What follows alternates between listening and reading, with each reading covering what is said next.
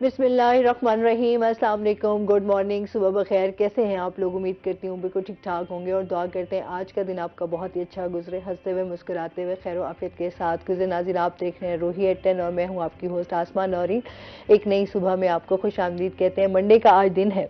अगर हम बात करें मौसम की तो यकीन करें मौसम इस तरह चेंज हुआ है कि मैं खुद उसकी जद में आई हुई हूँ और इतने बुरे तरीके से बीमार हुई हूँ और अभी भी मेरी तबीयत ठीक नहीं है। लिहाजा हमेशा एक बात करती हूँ कि सेहत अब बहुत बड़ी नेमत है, हमेशा अपनी सेहत का बहुत ज़्यादा ख्याल रखें। अभी जिस तरह मौसम चेंज है, धुंध भी पड़ी है, स्मोक भी है, उसकी वजह से काफ़ी वायरल डिजीज़ हैं जिसमें आपने अपनी सेहत का बहुत ज़्यादा ख्याल रखना है। उसके साथ साथ हेल्दी डाइट भी जो है वो आपके लिए बड़ी ज़रूरी है। और स्पेशली जब हम बात करते हैं ना कि ये मौसम के साथ साथ आप इंसान जो है वो आपको क्या खाना चाहिए, तो जो आपके मौसमी फ्रूट होते हैं, कुछ चीज़ें होती हैं जो डाइट को आपकी बहुत ज़्यादा बेहतर करती हैं, तो उसमें बॉयल्ड अंडे, ये चीज़ें जो हैं वो आपकी सेहत के लिए बहुत ज़्यादा फ़ायदेमंद भी होती हैं। इसी के साथ अपने प्रोग्राम का सिलसिला आगे बढ़ाएंगे। आज हमारे साथ जो गेस्ट मौजूद हैं वो है जी हमारे रूही के रिपोर्टर अहमद खान। अस्सलाम वालेकुम, कैसे हैं आप? ठीक हैं, वेलकम करते हैं अपने शो में आपको। अहमद से बात करेंगे इस टाइम जो हमारे शहर में क्राइम की सूरत हाल है उस पर बात करेंगे और साथ साथ जो है हम बात करेंगे इस टाइम ट्रैफिक पुलिस के हवाले से। ट्रैफिक पुलिस जो है वो क्या इकदाम कर रही है। हम लोग देख रहे हैं कि अंडर एज के हवाले से भी, लाइसेंस के हवाले से काफ़ी हिदायत जो हैं वो जारी हुई हैं और उस पर भी बात करेंगे कि कैसे लाइसेंस के हवाले से क्या क्या फैसिलिटीज़ दी जा रही हैं। ये तमाम चीज़ें जो है इनसे डिस्कस करेंगे। सबसे पहले तो इस टाइम जो शहर में क्राइम हो रहा है उसके हवाले से बताइएगा अहमद।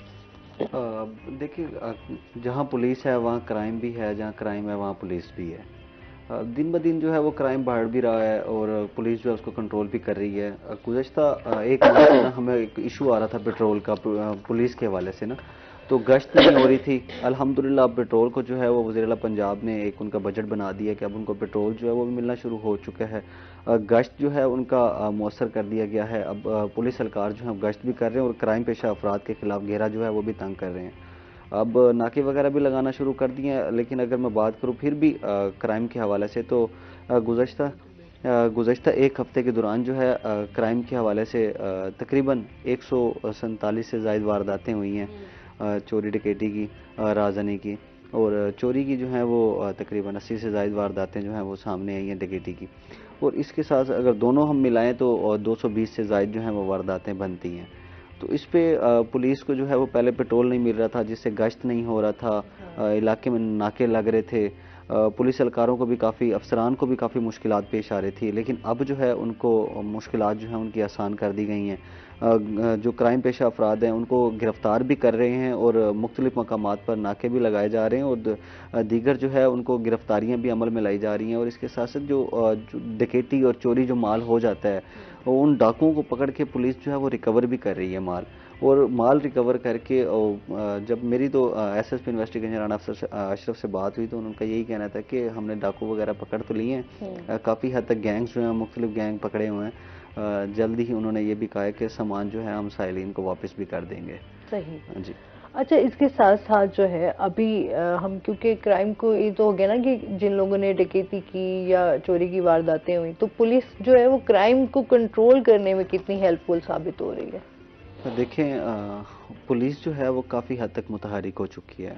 मेरा भी पिछला सवाल जवाब ये था कि अब पहले पुलिस को ना पेट्रोल का काफ़ी इशू हो रहा था, काफ़ी हद तक इनका बजट जो है, अब इनको पेट्रोल भी थोड़ा सा सस्ता हो चुका है, लेकिन 14-15 रुपये सस्ता तो हो गया, लेकिन पहले इनका बजट काफ़ी डिस्टर्ब हो चुका था। अब पेट्रोल इनको मिल रहा है, जिससे ये इलाके में गश्त भी कर रहे हैं और साथ में जो हमारे स्ट्रीट क्राइम रोकथाम के लिए खसूसी तौर पर डॉल्फिन बनाई गई है, मुहाफिज स्क्वाड बनाई गई है। ये अब देखेंगे रोडों पे हमें नज़र भी आते हैं।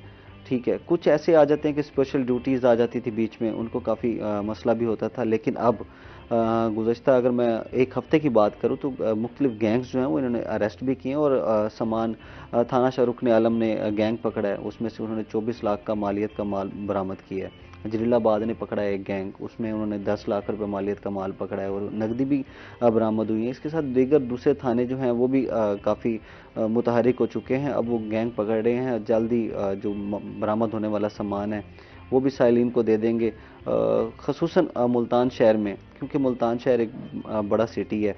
यहाँ पर क्राइम जो है, मैं खसूसी तौर पे एक बात ये भी कहना चाहूँगा, जहाँ पर अगर क्राइम हो रहा है वहाँ पुलिस तो है, लेकिन अगर डिवीज़न वाइज हमें एक नाका लगाना शुरू कर दें डिवीज़न के हदूद के अंदर, भाई हमारी ये अगर हमारे क्योंकि 4 डिवीज़न है, एक सिटी डिवीज़न है, सदर है, कैंट है, गुलगश्त डिवीज़न है। अगर हमें एक तो गुलगश्त के अंदर गुलगश्त डिवीज़न में नाके तो हैं हमारे पास, लेकिन जो डिवीज़न से दाखिली और खारजी रास्ते हैं वहाँ पर भी अगर हमारी सिक्योरिटी सख्त हो जाए तो ये है कि काफ़ी हद तक क्राइम को हम कंट्रोल भी कर सकते हैं। पुलिस को भी इससे काफ़ी फ़ायदा होगा।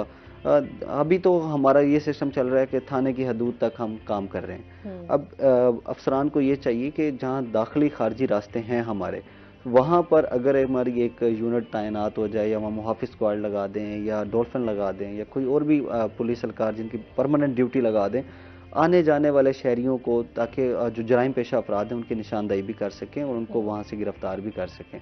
इससे भी हमें काफ़ी फ़ायदा हो जाएगा।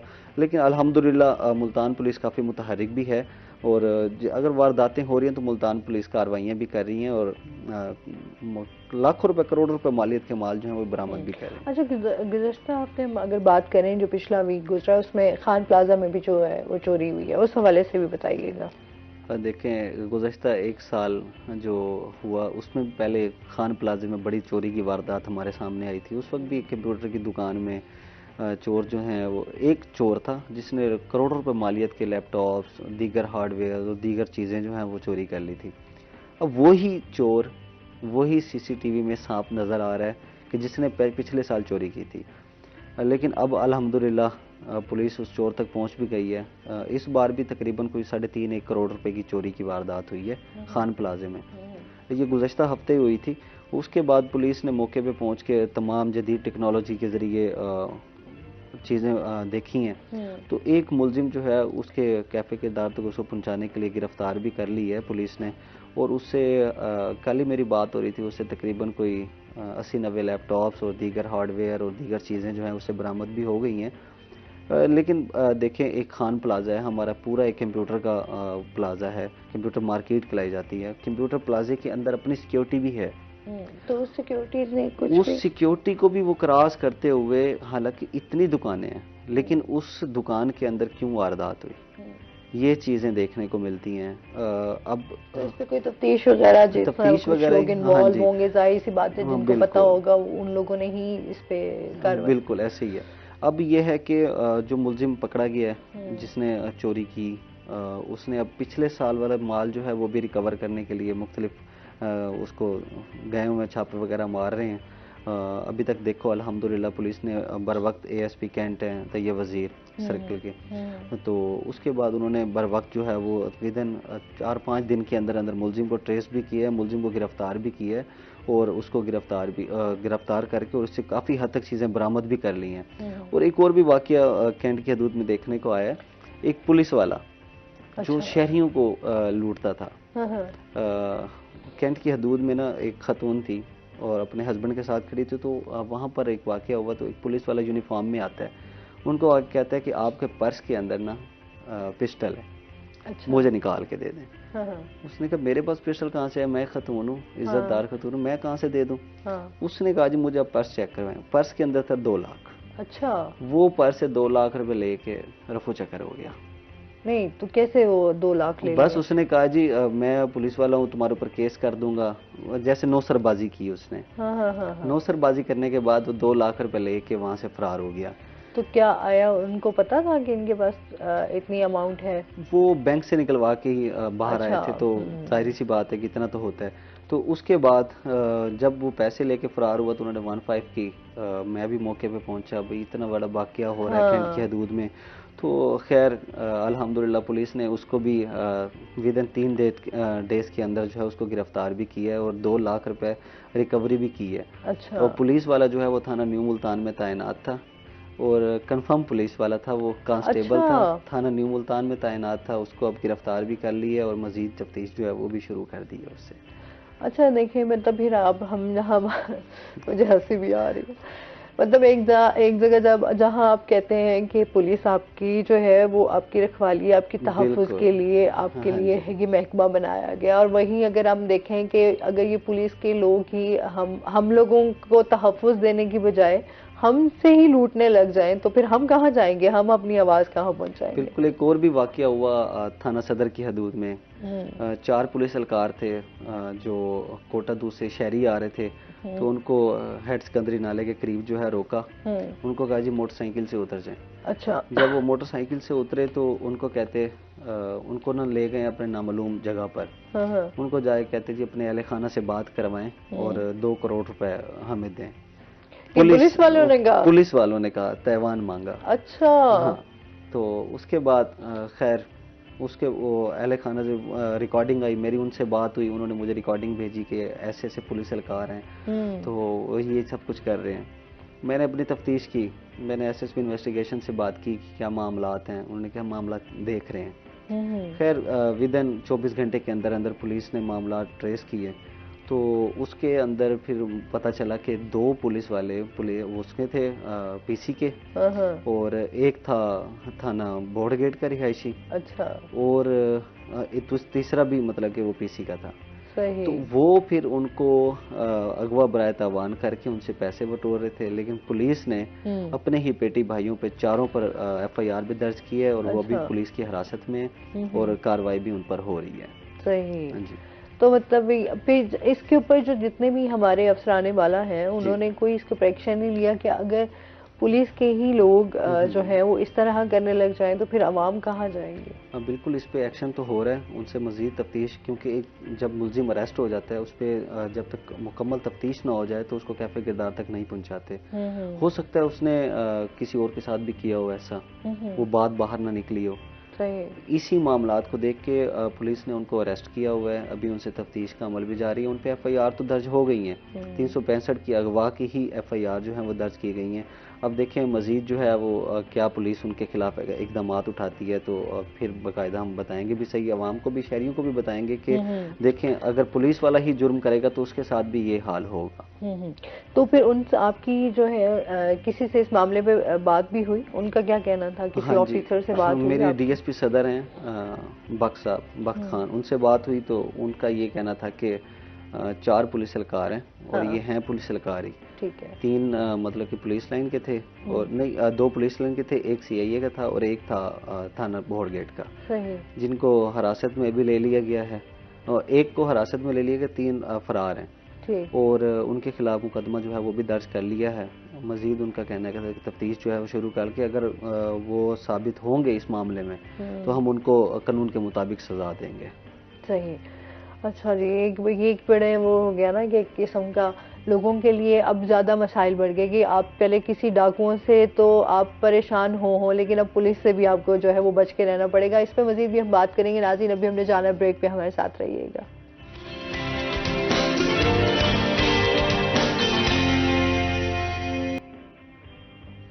वेलकम बैक नाज़रीन, रोही एयरटेल में आपको खुश आमदीद कहते हैं और इसके साथ ही फ़खर इमाम हमारे साथ मौजूद हैं जो कि ट्रैफिक सेफ्टी एक्सपर्ट हैं। अस्सलाम वालेकुम। कैसे हैं आप? अल्हम्दुलिल्लाह। वेलकम कहते हैं अपने शो में आप। Thank you so much. अच्छा जी, जिस तरह हमने प्रोग्राम की स्टार्ट में बात की थी कि ट्रैफिक पुलिस के हवाले से बात करेंगे। इस टाइम जो अंडर एज स्टूडेंट्स हैं, बच्चे हैं, उनके हवाले से हम देखेंगे कि क्या इकदाम किए जा रहे हैं। लर्निंग के हवाले से उनके लाइसेंस बनवाने के हवाले से हिदायत जारी की गई थी, इसके हवाले से बताइए। एक तो ये इशू था कि जाहिर सी बात है सबसे पहले तो मोहसिन साहब ने इसके ऊपर एक्शन लिया, वो वाकया भी हुआ था बच्चे की गलत ड्राइविंग की वजह से।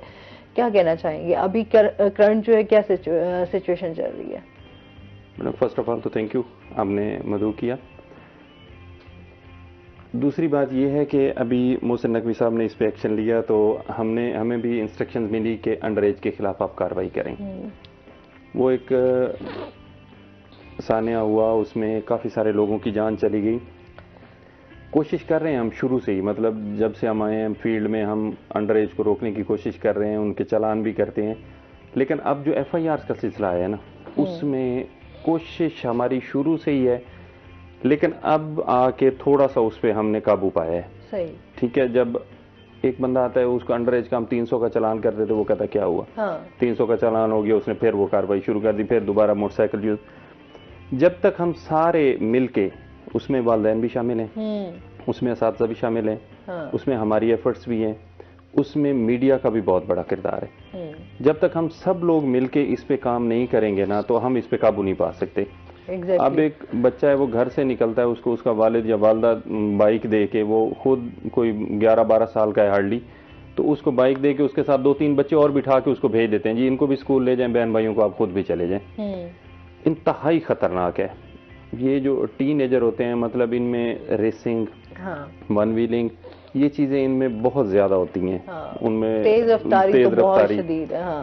तो एक छोटा सा आपको वाकया सुनाऊं कि एक दफा ना हमने वन व्हीलर के खिलाफ एक उसको पकड़ के लेके आए, उसकी वालदा आ गई, वो लॉयर थी। अच्छा। तो बड़ा उन्होंने हमारे साथ झगड़ा किया कि आपको मेरा ही बच्चा मिला था, ये है वो है। काफी झगड़े के बाद ना चलो वो उन्होंने उसकी जमानत करवाई, ले गई। नेक्स्ट वीक फ्राइडे वाले दिन इनका डे मखसूस होते हैं कि फ्राइडे को ये व्हीलिंग करते हैं। वो व्हीलिंग कर रहा था, उसका टायर फिसला, वो नीचे गिरा, पीछे से 22 व्हीलर ट्रॉला आ रहा था, वो उसके ऊपर चढ़ गया। अब आप यकीन करेंगे कि उसकी डेड बॉडी हम शॉपर में लाए थे। अच्छा, इतना वो मतलब कुचला गया। वो आफ्टर 1 वीक उसकी वही वालदा आई और वो रो रो के कहती, काश उस दिन मैं अपने बच्चे को यहां से ना छुड़वाती, जेल में तो खड़ा रहता, मेरे पास जिंदा तो होता। सबसे पहले घर वालों की जिम्मेदारी है, घर वाले इस चीज को कंट्रोल करें कि उनको ना दें बाइक्स, जो अंडर एज हैं उनको बाइक्स ना दें। हमें भी पता है, अब मोहसिन नकवी साहब ने इस पे एक्शन लिया है, हमें पता है कि उसका क्रिमिनल रिकॉर्ड बन रहा है। अब तक हम राउंड अबाउट कोई 350 से 400 के राउंड अबाउट FIR दे चुके हैं। उस बच्चे का क्रिमिनल रिकॉर्ड बन गया, वो मतलब फ्यूचर आगे है उनका, फ्यूचर खराब हो रहा है। तो ये सबसे पहले तो वालिदैन को इस पे तवज्जो देनी चाहिए। उसके बाद हम स्कूल में, कॉलेजेस में कैंपेन चला रहे हैं। हमारे CTO साहब राव नईम शाह साहब खुद जाते हैं, वो मतलब कैंपेन का खुद हिस्सा बने हुए हैं। वो जाके असातिज़ा को चाहिए, हेड ऑफ जो डिपार्टमेंट है उसको चाहिए कि इनको रोकें। तो उसके बाद आपका मीडिया का भी किरदार बहुत ज्यादा है। मीडिया मतलब अब काफी सारी जगह ऐसी हैं कि जहां हम खुद नहीं पहुंच सकते, वसाइल नहीं है इतने, या हमारा भी मतलब बाकी शेड्यूल भी होते हैं, तो उसमें मीडिया का बड़ा किरदार है। एंड्रॉइड सेट तो हर के पास है, मतलब आपके प्रोग्राम के तवसत से या इस तरह के जो आप कैंपेन चलाते हैं, बाहर आते हैं हमारे पास रोड्स पे, तो उसके जरिए से पहले वालिदैन को सीखना चाहिए, फिर उसके बाद असातिज़ा कराम, आपका भी किरदार, तो मिल के हम इस पे काबू पाएंगे। वही ना, हम लोग असल में अपनी जिम्मेदारियों से भागते हैं। और फिर सेकेंडली शुरू से ही कोई इस तरह का सिस्टम पहले बनाया ही नहीं गया। अब एकदम से तमाम चीजों को कंट्रोल करना या लेके चलना, वो भी एक चैलेंज है। इस टाइम बहुत ज्यादा चैलेंज है आप लोगों के लिए भी और हम लोगों के लिए भी। जाहिर सी बात है कि हर घर के ना डिफरेंट इश्यूज हैं, डिफरेंट मसाइल हैं। और फिर बच्चों के हवाले से यही आता है कि पेरेंट्स की वाकई बड़ी जिम्मेदारी बनती है इस हवाले से कि कम उम्र के बच्चे जो अभी, मैं तो छोटे छोटे बच्चों को देखती हूँ जो सुबह के टाइम जो है स्कूल जा रहे होते हैं और अपने छोटे बहन भाई और भी 3-4 साथ में बिठाए हुए, तो खुद उनकी टांगे जो है ना वो सही तक पहुंच ही नहीं रही होती, लेकिन वो बाइक चला रहे होते हैं। तो उसमें पेरेंट्स, ऐसी बात है किसी के पेरेंट्स जो हैं वो हयात हैं नहीं है, बहुत सारे मसाइल जो है वो भी चल रहे होते हैं, जिसमें अपनी जिम्मेदारियां जो हैं वो लोग किसी न किसी तरीके से पूरी कर रहे होते हैं। बट कोई ना कोई इस तरह उस पर नहीं कार्रवाई की, कोई इस तरह की पॉलिसी बनानी चाहिए जो इस तरह के जो बच्चे हैं उनके लिए लाइसेंस जो है वो अलहदा से बनाया जाए। ये है, मैंने पहले भी एक प्रोग्राम में मैंने शिरकत की, तो उसमें मैंने यही इशू उठाया था कि हमारी गवर्नमेंट को इस पे तवज्जो देनी चाहिए। एक तो मैंने ये कहा था कि अभी IG साहब ने उस पर एक्शन लिया है, वो कर रहे हैं। DIG साहब जो हमारे फरहान बेग साहब हैं, उन्होंने कहा जी एक चैप्टर इसका रखेंगे, किसी भी सिलेबस में, उर्दू में डाल दें, इस्लामियात में या पाक स्टडी में, तो एक ट्रैफिक के मुतालिक एक पूरा चैप्टर होना चाहिए, ताकि जो बच्चा शुरू से उसको पढ़ेगा वो जब वो 16 तक पहुंचेगा वो अवेयर हो चुका होगा फुल उससे। उसके बाद एक और है, वो भी अभी लास्ट टाइम जो मीटिंग हुई है IG साहब से रिक्वेस्ट की है हमने कहा जी जो जिस तरह वो स्मार्ट कार्ड बन रहा है बच्चे का, उसी तरह का एक लाइसेंस, स्मार्ट लाइसेंस बनाया जाए जो 16 से 18 के दरमियान हो, ताकि उस बच्चे को हम ले जाएं, उससे बाइक चलवा के देखें, अगर वो चला लेता है तो उसको स्मार्ट कार्ड, एक स्मार्ट लाइसेंस इशू कर दिया जाए। तो इस पे इंशाल्लाह जल्दी वो हो जाएगा। सही, चलें इसके साथ साथ जो है मजीद भी आपसे बात करते हैं। हम जानेंगे क्रिसमस और न्यू ईयर नाइट के हवाले से पुलिस की जानिब से जो पेशा वराना हम देख रहे हैं अफराद हैं, उनके खिलाफ जो है क्या इकदाम कर रही है। देखें, अब आने वाले 2 क्योंकि इवेंट इस जरा हवाले से हमारे तो पास ना, बहुत ज्यादा जब भी होता है ना तो हाँ जी, सबसे पहले तैयारियां भी शुरू हो जाती हैं। और 2 इवेंट हमारे मेजर हैं। अब हम्म। एक क्रिसमस आ रहा है और एक न्यू ईयर नाइट आ रही है। हम्म। तो इस पे सीपीओ मुल्तान ने वाज़ेह तौर पर पैगाम दे दिए हैं और एसपीज, डीएसपीज, एसएचओज को तमाम को अहकामात दिए हैं कि बर वक्त कार्रवाइयाँ करें, ख़ास तौर पर शराब फरोशों के ख़िलाफ़, जो शराब बना रहे हैं, जो शराब हाँ। फरोश कर रहे हैं, शराब फरोशी कर रहे हैं, उनके खिलाफ वाज़ेह तौर पर उन्होंने पैगाम दिया कि उनको गिरफ्तार करें और उनको कैफ़े गिरदार तक पहुँचाएँ। अब हर डिवीज़न की सतह पर पुलिस जो है वो मुतहरिक भी है और कार्रवाइयाँ भी कर रही है। और 15 तक, जो अभी 15 गुजरी है, तो उस वक्त तक सीपीओ मुल्तान ने अपने पास, उन्होंने कहा था मुझे रिपोर्ट चाहिए कि कहाँ कहाँ इलाके में शराब बन रही है और कहाँ कहाँ शराब फरोशी कर रहे हैं। न्यू ईयर नाइट को और क्रिसमस को भरपूर तरीके से मनाने के लिए उन्होंने ये कहा है कि जराइम पेशा अपराध के खिलाफ कार्रवाई करें। ये भी है कि अब जो एसएचओज हैं वो भी अपने थाने की हदूद में जो है वो कार्रवाई कर रहे हैं। कल भी एक थाना मखदूम रशीद ने एक कार्रवाई की है। नहर के साथ कमांद की फसल के अंदर वो शराब बना रहे थे। अच्छा।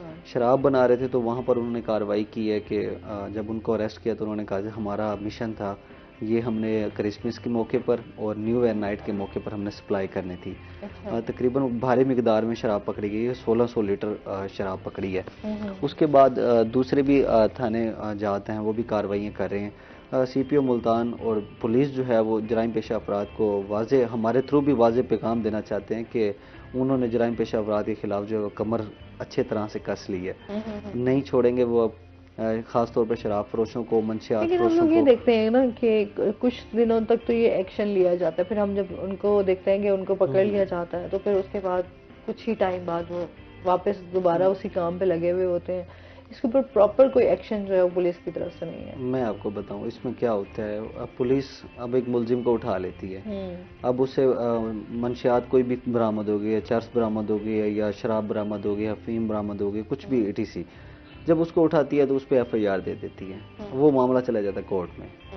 अब जज साहब की मर्जी कब उसको छोड़ें, उसके एविडेंस के हिसाब से जब वो सज़ा काट के दोबारा बाहर आता है तो उसके बाद दोबारा से वही अपना सिस्टम काम शुरू कर लेता है, फिर पुलिस उसको उठाती है, फिर वो, ये हमारा सिस्टम चल रहा है।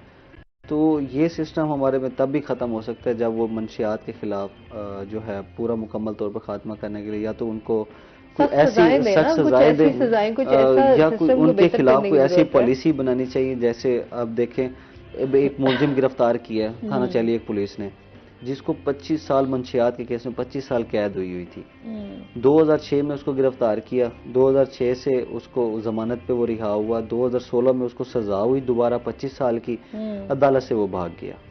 अब जाके 2023 में वो गिरफ्तार हुआ, थाना चैलिक ने उसको पकड़ा, थाना मुजफ्फराबाद का मुलजिम था, अब उसको दोबारा 25 साल के लिए भेज दिया। इतनी सालों की अगर सजाएं और मंशियात फरोशों को भी दें तो ये जराइम पेशा अपराध काफ़ी हद तक कंट्रोल भी हो जाएंगे। सही है। अच्छा, जिस तरह हम बात कर रहे थे, तो लर्नर्स के हवाले से क्या सीन है, थोड़ा सा इस हवाले से बताइएगा, किस तरीके से लोग जो है वो आपके पास आ सकते हैं और लर्नर्स बनवा सकते हैं, लाइसेंस भी, उसका क्या तरीक़ेकार है? लर्नर पहले तो एक था कि हमारा रूटीन में बन रहे थे, जो बंदा आ गया उसको लर्नर बना दिया, जो नहीं आ रहा वो मतलब अपने घर में बैठा है। हाँ। तो उसके बाद एक IG साहब ने बड़ा इस पे एक्शन लिया, उन्होंने कहा जी लाइसेंस इशू करें, इन लोगों को लर्नर इशू करें। फिर हमने एक कैंपेन चलाई, उसमें हमने रोड्स पे नाके लगाए, लोगों को रोक रोक के भेजा कि आए हमारे पास लाइसेंस बनवाएं। सही। उसमें भी बड़ा मतलब लोग आगे से हेजिटेट करते थे, लड़ने झगड़ने पे आए, नहीं बनवाना जी, हमने नहीं बनवाना। अच्छा, क्या इशू? मुझे खुद हमें इस चीज की समझ नहीं है। एक बंदे को हम फैसिलिटेट कर रहे हैं डोर स्टेप पे। अब हमने, हमारे पास 9 सेंटर्स हैं हमारे मुल्तान में, और उसके अलावा 3 वैन्स हमने बनाई हुई हैं जो दही इलाके हैं जहाँ पे लोगों की अप्रोच नहीं है कि वो सिटी की तरफ रुख नहीं करना चाहते। हम वहाँ वैन्स भेजते हैं, अपनी पूरी टीम भेजते हैं, वहां पे बैठ के उनको डोर स्टेप पे उनके लर्नर बनवाए जाए। उसके बाद उनको पूरा ब्रीफ करते हैं कि आफ्टर 42 डेज आपने आना है। सही। अच्छा, इसके बाद RPO साहब मुल्तान सुहेल चौधरी साहब, उन्होंने जनाब ये किया कि उन्होंने कहा जी मोटरसाइकिलिस्ट जो है, मोटरसाइकिल वो चला रहा है चाहे उसके पास लाइसेंस है या नहीं है, जैसे आपने पहले कहा कि हमारी कुछ मजबूरियां भी हैं, कुछ मतलब इस तरह के हाँ, हालात घर हैं के घरेलू। 100 इश्यूज होते हैं। अब उन्होंने कहा है जी लर्नर आपका बना हुआ है नहीं बना हुआ, उन्होंने अपने ऑफिस में एक कैंप लगवाया है। हाँ, उन्होंने कहा जी यहाँ पे आए, अपना आईडी कार्ड लेके आए, अपनी फीस लेके आए और लाइसेंस हासिल करें। सही। ये कैंपेन बड़े जोरों शोरों से चल रही है। और उसके अलावा उन्होंने बाकी सेंटर्स पे ये कह दिया है कि जो मोटरसाइकिलिस्ट आता है हाँ, उससे आप टेस्ट ना लें। सही है। एक थोड़ा सा दरमियान में ये हो गया था कि अब ई लाइसेंसिंग जब से शुरू की है, कंप्यूटर पे वो टेस्ट जो था ना, हाँ, वो टफ हो गया था। सही। हमारा मतलब ये दही सा शहर है, इसमें लोग इतने एजुकेटेड नहीं है, ठीक है, वो और कंप्यूटर की हाव नो नहीं है, वो फेल हो जाते थे वहां पे। तो उस दिन आरपीओ साहब ने खुद कॉल की डीआई साहब ट्रैफिक को कि ये सिस्टम मैं खत्म कर रहा हूँ, जो मोटरसाइकिलिस्ट हैं उनका बगैर टेस्ट के मैं लाइसेंस बना रहा हूँ। उन्होंने कहा जी ठीक है। हाँ, सेम उन्होंने फैसिलिटी दी उसके रिक्शे वालों के लिए। ठीक। रिक्शे वाले वो कैंट से गुजरते हैं तो आर्मी एरिया में रिस्ट्रिक्शंस है कि आप हाँ, विदाउट वो पास हाँ, विदाउट लाइसेंस आप यहाँ से नहीं गुजर सकते। तो वो एक उनके जो मतलब यूनियन बनी हुई थी वो आरपीओ साहब के पास गए हैं, उन्होंने रिक्शे का भी सेम कर दिया कि कोई भी रिक्शे वाला आपने फेल नहीं करना, इनको जितना आप फैसिलिटेट कर सकते हैं वो करें। उसके अलावा अभी मोहसिन नकवी साहब ने और आईजी साहब पंजाब ने जो इकदाम किए हैं उसमें यह है कि अब लर्नर आप घर बैठे बना सकते हैं। सही। अच्छा, इस पे मजीद बात करते हैं। नाज़रीन अभी अपने जाना ब्रेक पे, हमारे साथ रहिएगा।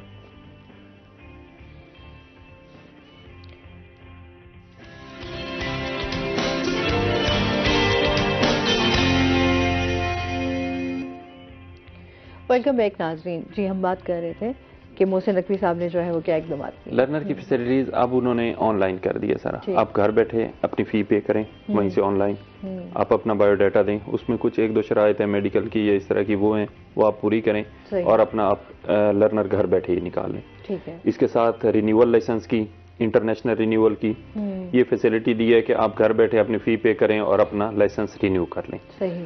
थर्ड वन जो है वो है फॉरनर्स के लिए, जो हमारे ओवरसीज पाकिस्तानी हैं वो वहीं बैठे वो अपनी फी पे करेंगे और वहीं पे उनका लाइसेंस जो है जो इंटरनेशनल लाइसेंस है वो रिन्यू कर दिया जाएगा। ठीक है, घर बैठे ही तमाम घर बैठे ही। ठीक है। और इसके अलावा मैं आपको बताऊं कि जब से ये एफआईआर का सिलसिला शुरू हुआ है अंडर एज पे बगैर लाइसेंस के, ये वजीर आला पंजाब के अहकामात हैं कि जो बगैर लाइसेंस के है उस पर आप एफआईआर दें, जो अंडर एज है उस पर एफआईआर दें। उस वक्त के बाद इतना रश है हमारे सेंटर्स में, तो वही फिर हमने आईजी साहब से कहा जी कि ये इतना रश हो गया है तो इसको कंट्रोल करना, अभी तो जैसे ऐसे सैलाब उमड़ आया है। हाँ, जाहिर सी बात है एकदम से लोगों के लिए भी मुश्किलात उतनी बड़ी है ना। हाँ। तो उसके फिर उन्होंने इस पे वर्क किया तकरीबन कोई 1 वीक, अभी उन्होंने वो ऐप मुतारफ करवा दी है, उसके जरिए से अब रश भी कम हो गया है और लोग घर बैठे अपना ये सारे फैसिलिटी हासिल करते हैं।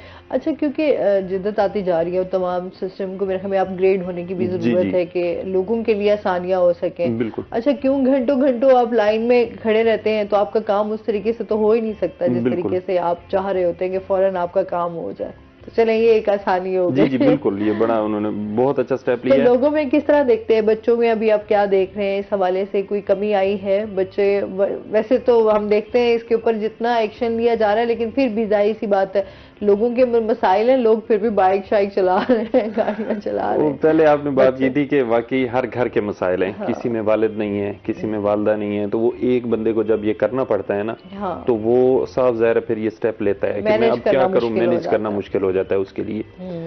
लेकिन काफी हद तक कमी आ गई है। एक तो हादसात में आप उठा के देखें लास्ट 22 और 23 के हादसात में बहुत ज्यादा कमी आ गई है। अवेयरनेस लोगों तक पहुंची है, इस तरह के स्ट्रिक्ट एक्शन लिए गए हैं उन पे, मतलब हादसात में काफी कमी आ गई है। फिर अभी रोड्स पे जो मतलब पहले हमें ज्यादा नजर आते थे, अब ट्रैफिक के मसाइल भी तो हमारे बहुत सारे हैं ना।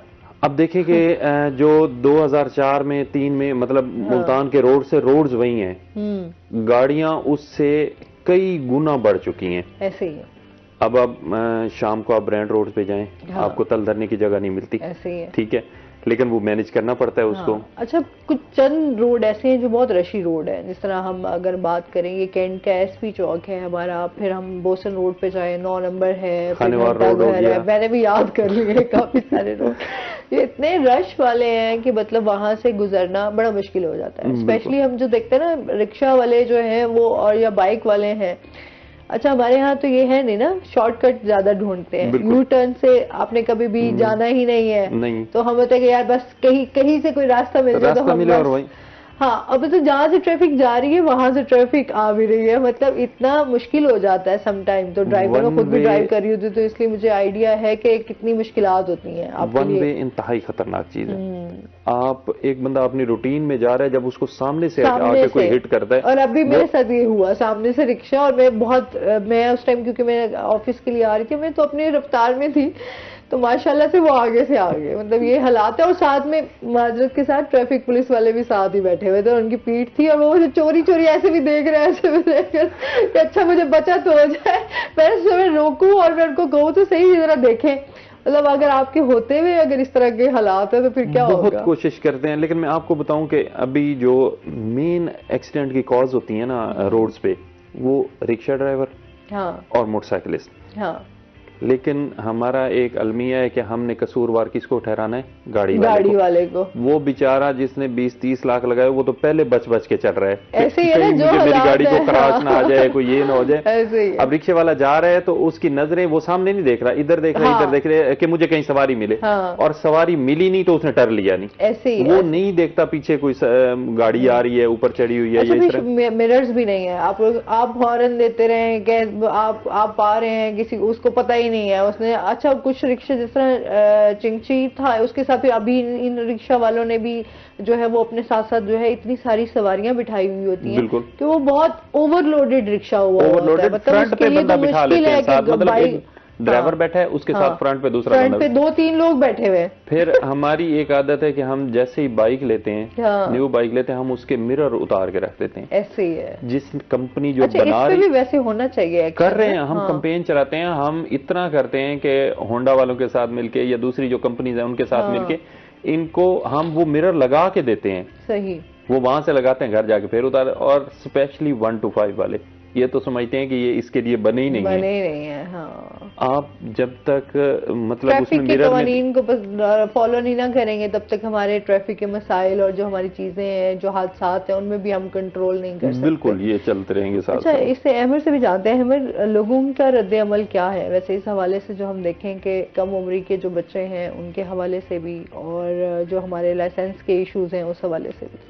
देखें, वैसे भी फ़खर साहब ने बात की है कि वाकई रश बहुत है, उनको मुश्किलात भी बहुत आ रही हैं। जहाँ पे टेस्ट हो रहे हैं वहाँ पर भी रश है, लर्नर वाली साइडों पे वहाँ पर रोज़ाना की बुनियाद पे 600-700 बंदा वहाँ पर खड़ा है लर्नर लेके, जो हमारा नंबर आ जाए, लर्नर के सिर्फ लर्नर लेने के लिए। सही। अब इसके साथ थोड़ा सा मैं हादसात की वजह से टच ये भी दे देता हूँ कि रोड्स पर जो लाइन है वो आप मुल्तान शहर में कहीं भी देख लें कि रोड पर लाइन नहीं होगी।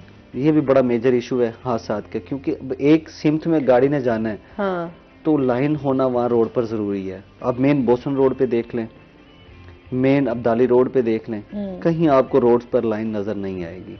तो हादसात ये भी हैं साथ में। और कम उम्र बच्चों की वजह से जो हादसात हो रहे थे, तो उसमें तो हमें काफ़ी हद तक कमी देखने को आई है, क्योंकि बच्चों पर FIR जब से होने लगी हैं, तो अगर मैं माह अक्टूबर की बात करूँ तो माह अक्टूबर में रेस्क्यू की रिपोर्ट के मुताबिक 4000 से ज़ायद जो हैं वो हादसात रोनुमा हुए थे। लेकिन माह नवंबर में बात करूँ तो जब से IG पंजाब और वज़ीर आला पंजाब ने एक्शन लिया है कम उम्र ड्राइवर्स पर, तो उस पर अब जो है वो तकरीबन माह नवंबर में 400 से कम है हादसात ना। तो सिम्टम्स ये देख लें कि 90% जो है वो हादसात में कम उम्र की वजह से कमी आई है। लेकिन अगर अब भी हो रहे हैं तो RPO साहब ने ये भी एक्शन लिया है, रिक्शा ड्राइवर्स को बुलाया है, उनके भी लाइसेंस वगैरह, उनको भी लर्नर वगैरह जारी किए। हम बात करते हैं नाज़रीन, अभी हमने जाना ब्रेक पे, हमारे साथ रहिएगा।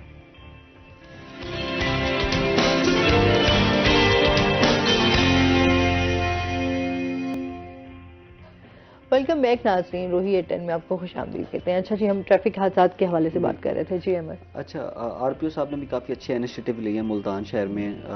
रिक्शा ड्राइवर्स को बुलवाया है, ट्रक ड्राइवर्स को बुलवाया, जिनकी वजह से हादसात भी हो रहे थे। अब उन्होंने भी लर्नर और लाइसेंस बनवाना शुरू कर दिए हैं। ख़ास तौर पर रिक्शा ड्राइवर्स की वजह से हादसात जो हैं वो काफ़ी हद तक हो जाते हैं।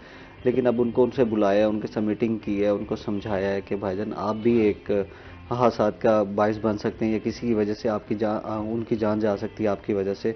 तो इसके साथ साथ आईजी पंजाब ने अब जैसे फखर साहब बता रहे थे कि 9 सेंटर जो है मुल्तान शहर में बनाएंगे। मैं ये समझता हूँ 9 सेंटर नहीं है, हर बंदे के पास अपना है, हर बंदा अपना, उसके पास टच मोबाइल भी है, गूगल खोले, गूगल पे DLMS वो जो ऐप है उसको ओपन करे, वहाँ से जाके अपना लर्नर बनवा ले। अगर वो वहाँ से नहीं बनवा सकता, अगर वहाँ उसको, जैसे फखर साहब ने बताया कि 9 सेंटर है, वहाँ पर उसको लगता है कि रश है, तो उसके सबसे ज्यादा करीबी थाना, पुलिस स्टेशन, वहाँ चला जाए, फ्रंट डेस्क में, वहाँ जाके वो बनवा सकता है।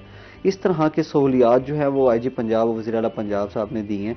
तो शहरियों को, मैं तो ये कहूँगा कि शहरियों को इस सहूलियत से कम फायदा उठाना चाहिए। अब फिर बाद में इतना खुद परेशान हो रहे हैं शहरियों को, जब हम देखते हैं कि अपने लाइसेंस बनवाना होता है तो आप खुद धक्के खा रहे होते हैं। फिर उसे बेहतर नहीं है कि जब आपको खुद फैसिलिटेट किया जा रहा है, आपको बुलाया जा रहा है, कैंपेन चल रही है, तो उससे फायदा उठाएं। पता नहीं क्यों डरते हैं, लाइसेंस से घबरा जाते हैं।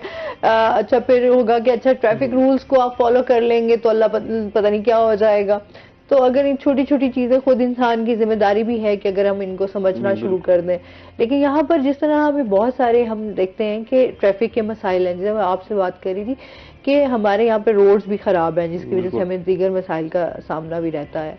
अच्छा, फिर आप समझते हैं कि ट्रैफिक के हवाले से स्टाफ में कमी है, जिसकी वजह से भी हमारे बहुत सारे मसले हैं, इस पे कितना काम किया जा रहा है?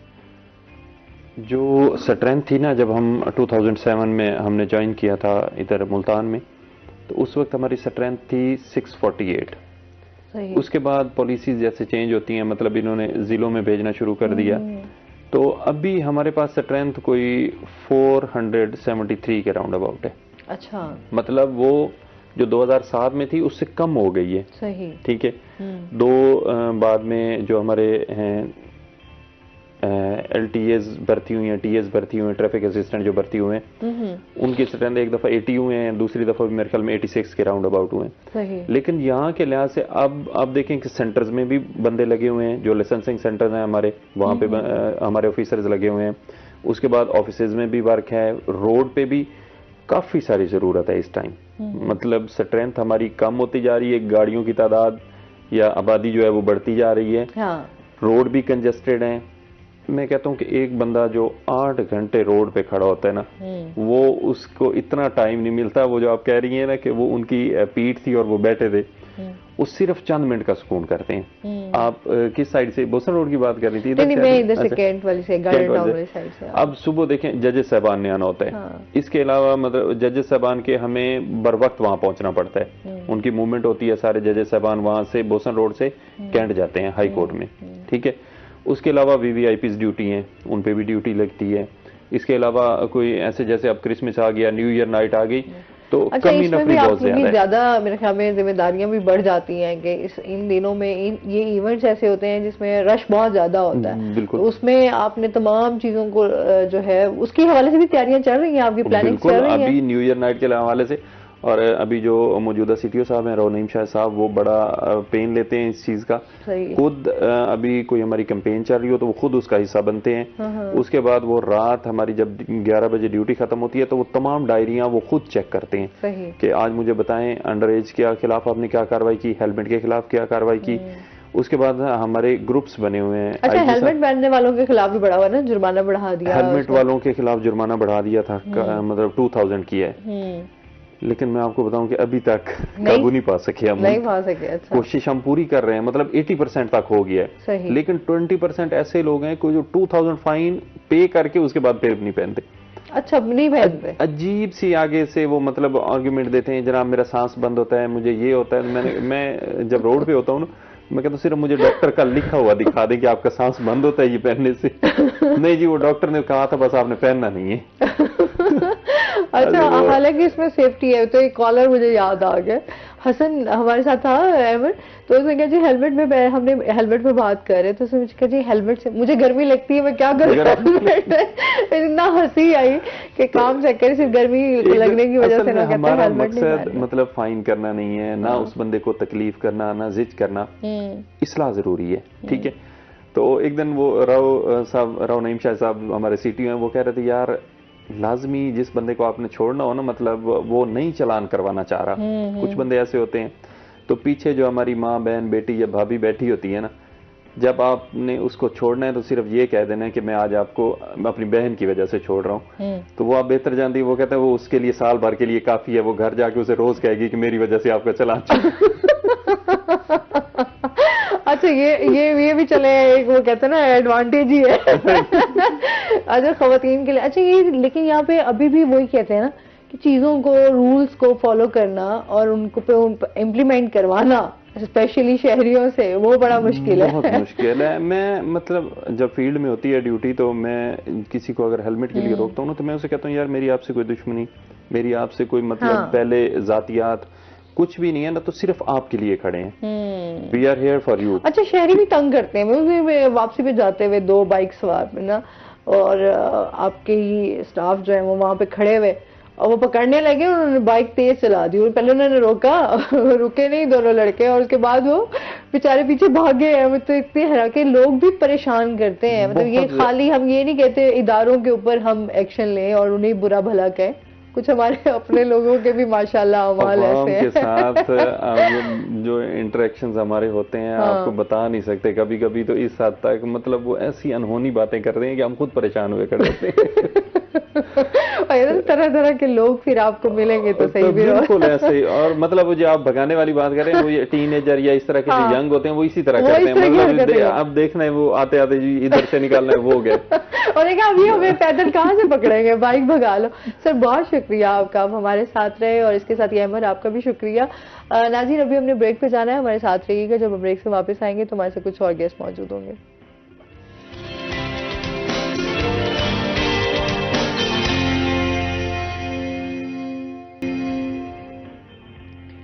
वेलकम बैक नाजरीन, रोही एट 10 में आपको खुश आमदीद कहते हैं, और इसके साथ ही हमारे साथ गेस्ट मौजूद हैं, उनकी तरफ चलते हैं। डॉक्टर हुमायूं गुलाम हमारे साथ मौजूद हैं, जो कि पल्मोनोलॉजिस्ट हैं। अस्सलाम वालेकुम, कैसे हैं आप? ठीक ठाक हैं? वेलकम कहते हैं अपने शो में। मैं अभी बीमार हूँ, ऐसे ठीक कह नहीं सकती। इसके साथ ही जी जो हमारे दूसरे गेस्ट हैं वो है जी कदीर शुजाबादी, हमारे साथ मौजूद हैं, जो कि सराइकी शायर है। कैसे हैं आप? ठीक ठाक हैं? वेलकम कहते हैं अपने शो में आपको। अल्लाह का शुक्र। अच्छा जी, आज हमारा टॉपिक होगा लंग्स कैंसर पे भी हम बात करेंगे। स्मोक की वजह से जो इस टाइम वायरल डिजीज हैं उस पर भी बात करेंगे। अच्छा जी, जिस तरह मौसम की बात भी देख लें, मैं खुद भी मौसम के शिकार हूँ इस टाइम। वायरल डिजीज बहुत ज़्यादा है इस टाइम। हम अगर बात करें स्मोक की वजह से सांस लेने में भी मसला होता है बहुत ज़्यादा, उसकी वजह से भी जो है हम लोग मसाइल का शिकार है। क्या कहना चाहेंगे इस बारे में?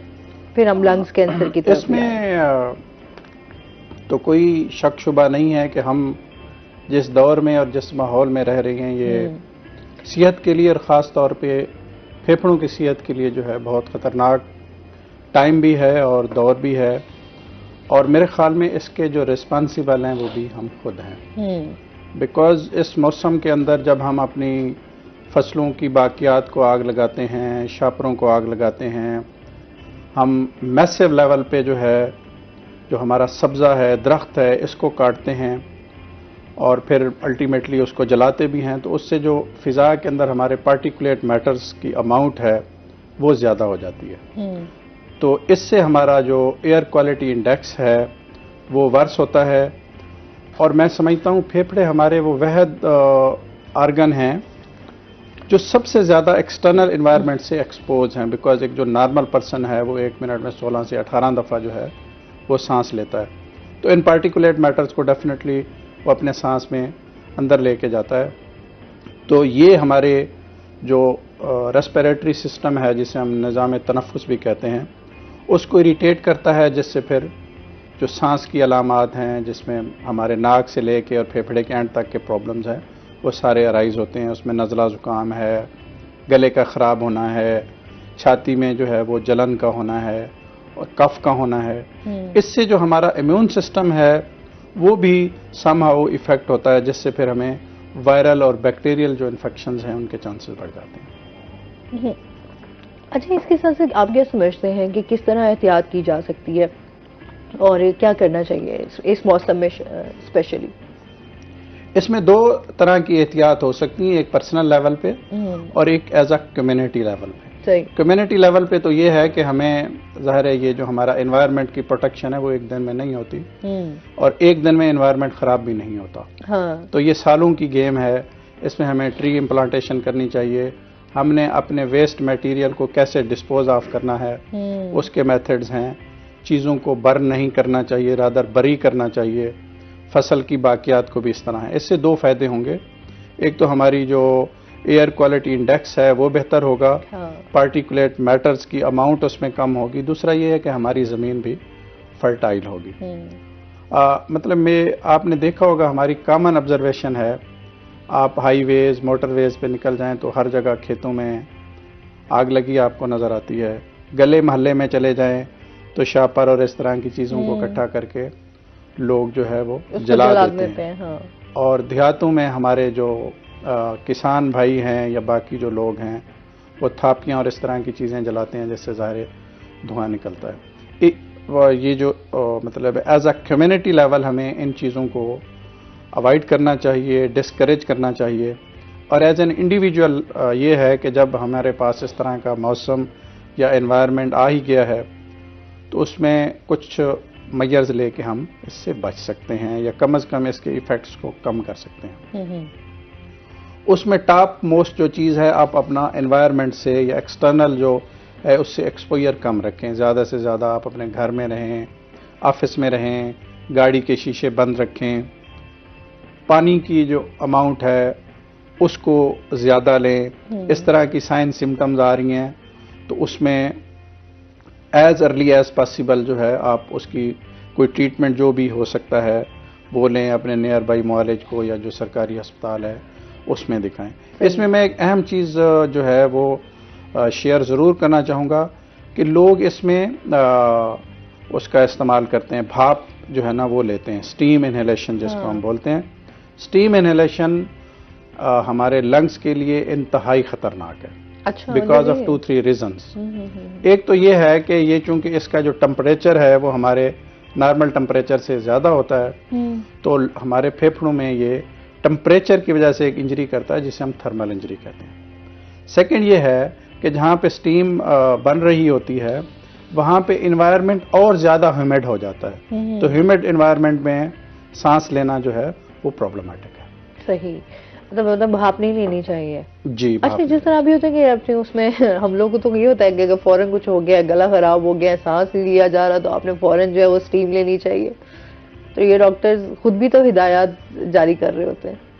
आई डोंट नो कि हिदायत जारी करते हैं या नहीं करते, लेकिन जो एक साइंटिफिक फैक्ट है मैं वो शेयर कर रहा हूँ कि भाप जो है वो लंग हेल्थ के लिए बिल्कुल ठीक नहीं है। सही हो गया।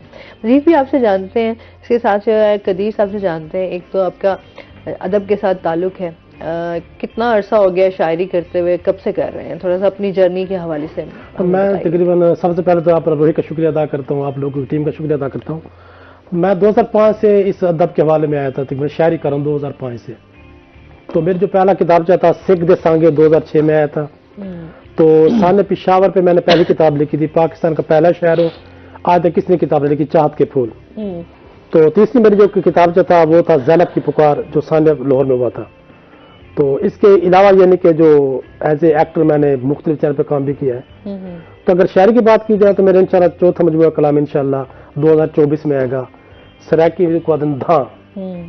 तो उसे एक शोर मैं आपको थोड़ा सा एक शेर सुनाना चाहूंगा कि हिक वारी सारी झोंकते आ, सारी झोंक दे रंग तू देखता वन, खा लस्सी मक्खन चिरड़े तू, थी वैसे दंग तू देखता वन, भुल वैसे कंगड़ सोने दे, सत रंगी वंग तू देखता वन, जित मिलदे प्यार कदीर सकूं, सारी झोंक दे संग तू देखता वन। वाह क्या बात है। सराकी वैसी मीठी जुबान, फिर उसकी शायरी और उसके रंग जो हैं, जो हमारी सकाफत है, उसके कल्चर के हवाले से बहुत सारी चीज़ें जो नुमायाँ की जाती हैं उसमें वैसे ही बहुत सारे कलरफुल आ जाते हैं। अगर सकाफत की बात की जाए, आपकी बात नहीं, अब रोही और सराकिस्तान कौमी कैंसर के ज़ेर तमाम यकम जनवरी बरोज सवार को जो प्रोग्राम हो रहा है सराकी फेस्टिवल, ये एक ज़बरदस्त प्रोग्राम है। मैं अप्रिशिएट करता हूँ रोही वालों को और सराकिस्तान कौमी कौंसिल के जो नुमाइंदे हैं। तो इसके अंदर तकरीबन 50+ खाने होंगे। ठीक हो गया जी जी, वो तो इवेंट हाँ जी बिल्कुल, हाँ जबरदस्त इवेंट है। उसके अंदर हमारे जो सराकी यानी कि खाने हैं उसके अंदर सराकी दाल दाबात, खीरनी थी गई, सीरी पावे थी गए, साग मक्खन लस्सी, यानी कि ये चीज हमारी सकाफत का एक हिस्सा होगी वहां पर। सही। अच्छा, इसके साथ साथ फिर अभी आप क्या समझते हैं, जिस तरह अदब के हवाले से काफ़ी यहाँ पर मुशायरे भी किए जाते हैं, अभी ये सिलसिला जारी सारी भी है, बहुत कम लोग जो हैं इसमें पार्टिसिपेट भी करते हैं, क्या कहना चाहेंगे, इसको कितना बढ़ाना चाहिए और फ़रोग मिलना चाहिए? नहीं, उसकी बहुत बड़ी रीज़न है मैडम साहब, आपको बताऊं कि जो शायर है ना बेचारे, उनकी आमदनी तो होती नहीं है, जो मुशायर है वो भी बिल्कुल नॉन के बराबर है। अब देखो, एक जो बंदा मुल्तान शुजाबाद से मुल्तान मुशायरे के लिए आता है ना, तो उसके यहाँ पर इतना खराजात नहीं मिलते बेचारे को। फिर महंगाई के दौर में शायरी करना बहुत मुश्किल काम होता है। मैं उसकी मिसाल खुद ले लेता हूँ कि मैं एक प्राइवेट जॉब करता हूँ और मैं रात को बैठ के शायरी करता हूँ। तो एक शायर के लिए सबसे पहले जो मेन है उसका रोजगार है। जब शायर के लिए रोजगार अच्छा होगा तो यकीन जाने वो टाप के आपको शायरी देगा। नहीं तो मेरे ख्याल में जो आने वाला वक्त है ना, शायद शायरी खत्म हो जाएगी इस गुर्बत की और महंगाई की वजह से। वो मियारी शायरी आप देखो मिल रही कहीं आपको? अब मियारी शायरी नहीं मिलेगी आपको, बहुत कम मिलेगी। उसकी रीजन है बहुत बड़ी कि जिसके 3-4 बच्चे हैं, बुजुर्ग वालिदैन हैं, वो उनके लिए रोज ही करेगा या शायरी करेगा? आप मुझे इसका जवाब दे दें पहले। मतलब आप समझते हैं कि लोगों ने अपनी सिर्फ शायरी को, अगर उनको लिखने का शौक भी है तो सिर्फ अपने तक महदूद रह जाएगा, मतलब वो लोगों तक जो है वो अपनी आवाज नहीं पहुंचा सकते। बिल्कुल बिल्कुल, इसमें कोई शक नहीं है। मुझको देख रहे, मैंने 2016 में आखिरी किताब छापा था, अब मेरी किताब तकरीबन 162 पेज कंप्लीट है। ठीक है ना, उसके लिए मुझे सावधानी अखराजात की जरूरत है, वो मैंने पैसे इकट्ठे करने हैं। ये तो भला झोंक वालों का, मैं झोंक अप्रिशिएट करता हूँ, उनके जो चेयरमैन है ज़हूर अहमद रीचा सिंह को, उसको अप्रिशिएट करता हूँ, जिन्होंने हम जैसे शायरों को अप्रिशिएट किया है, जो अपनी जेब से खर्चा करके हमारी किताब को छापते हैं। तो मुझे आज अफसोस भी हुआ मैडम साहबा, मैं जो के दफ्तर गया, मैंने दफ्तर को देखा, यकीन जानिए वहां से हमारे बहुत सारे लोग पीएचडी करके गए हैं। शाकिर शुजाबादी की भी किताब झोंक से छपी थी, आपको याद होगा, तो उसको सितारा इम्तियाज मिल गया, सरदार के अवार्ड उन लोगों को मिल गया, लेकिन झोंक की अपनी जमीन नहीं है, किराए पे बैठे हुए हैं। तो कितनी बड़ी सोचने की बात है। तो हुकूमत की तरफ से मतलब जो अदब से ताल्लुक रखते हैं जो शायर हैं, उनके लिए कोई इस तरह का इक़दामात नहीं हुए? चंद शायरों को दिए जाते हैं। अच्छा। जो पॉपुलर शायर हैं, जो नई जनरेशन, उनके लिए कुछ होना चाहिए ना। अब हर तहसील लेवल पर आर्ट कौंसिल की तरह एक इदारा होना चाहिए। अब आर्ट्स कौंसिल जो है उस तरीके से जो है वो नहीं, वो आर्ट कौंसिल सिर्फ मुल्तान क्या दूर तक है ना। अब दूर दराज तहसील जिसकी 40 किलोमीटर दूर है, 50 किलोमीटर दूर है, वो आर्ट कौंसिल प्रोग्राम करने के लिए है, उनको क्या आप देंगे? मुझे ये बताएं आप। पहली बात। दूसरी बात यह है कि जो ये फंड भेजते हैं वहां पर हमारे जो असिस्टेंट कमिश्नर, उनको भेजते हैं ना कि शहरों को आपने फंड देना है, 14 अगस्त का प्रोग्राम करना है, लेकिन शहरों को वहां फंड मिलते ही नहीं है। तो बहुत बड़ी आप तहसील शुजाबाद कितनी बड़ी तहसील है। 1850 में नवाब शुजा खान उसकी बुनियाद रखी थी। उससे भी पहले मोहम्मद बिन कासिम साहब वहां से गुजरे थे, तो वहां पर स्टे भी किया था। तो आपकी पुरानी तहसील है, वहां पर अदब के हवाले से कोई इदारा नहीं है, वहां कोई मुशायरा होता नहीं है, वो तो हम अपनी जेब से अखराजात करके वहां प्रोग्राम करते हैं। सही। तो ऑलरेडी क्योंकि जाहिर सी बात है हर बंदा इस टाइम महंगाई की वजह से बहुत ज़्यादा परेशान है, और हम जो अभी अदब से लोगों को दूर होता देख रहे हैं, वो शायद ये उनमें से चंद रीजंस ये भी हैं कि लोगों के लिए उस तरीके से वसाइल नहीं है कि वो जो है वो बैठकर अपना शौक है, जो अपना फ़न है, उसको आगे लोगों तक पहुंचा सकें। अच्छा जी, मजीद भी आपसे जानते हैं, आपकी शायरी भी सुनेंगे। सर, जिस तरह अभी फेफड़ों के हवाले से बात करेंगे, जो फेफड़ों का कैंसर होता है, इस पे मजीद बात करेंगे, इनसे पूछेंगे नाज़िर, लेकिन अभी हमने जाना ब्रेक पे, हमारे साथ रहिएगा।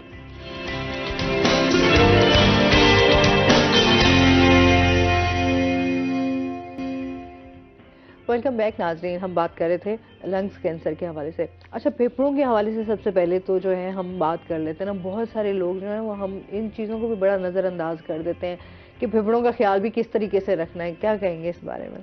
फिर हम जो है लंग्स कैंसर की तरफ आते हैं। फेफड़ों का ख्याल जो है वो इस तरह से रखना है जिस तरह बाकी हमारे पूरे जिस्म का हम ख्याल रखते हैं, उस तरह फेफड़ों का भी ख्याल रखना है। उसमें मोस्ट इम्पॉर्टेंट चीज़ जो है पूरी बॉडी की हेल्थ के लिए वो एक मुनासिब फिजिकल एक्टिविटी है, जिसे हम एक्सरसाइज कहते हैं, वो करनी चाहिए। साफ इन्वायरमेंट हो, क्वालिटी इंडेक्स जो एयर का है वो बेहतर हो, उस पर हम पहले भी बात कर चुके हैं, वो जो कि अभी नामुमकिन ही है। जो कि अभी नामुमकिन है। इसके अलावा ये है कि स्मॉल कंजस्टेड रूम्स में बहुत सारे लोगों का सोना जो है वो लंग्स के लिए बेहतर नहीं है। बड़े कुशादा रूम्स और वेल वेंटिलेटेड रूम्स जो है ना वो होने चाहिए। ह्यूमिड इन्वायरमेंट को अवॉइड करना चाहिए, जिस तरह पहले मैंने कहा कि ये स्टीमर वगैरह लंग्स के लिए ठीक नहीं है। सही। इन सारों के साथ साथ जो सबसे बड़ा एक मसला है हमारे, बल्कि पूरी दुनिया का मसला है, वो स्मोकिंग है।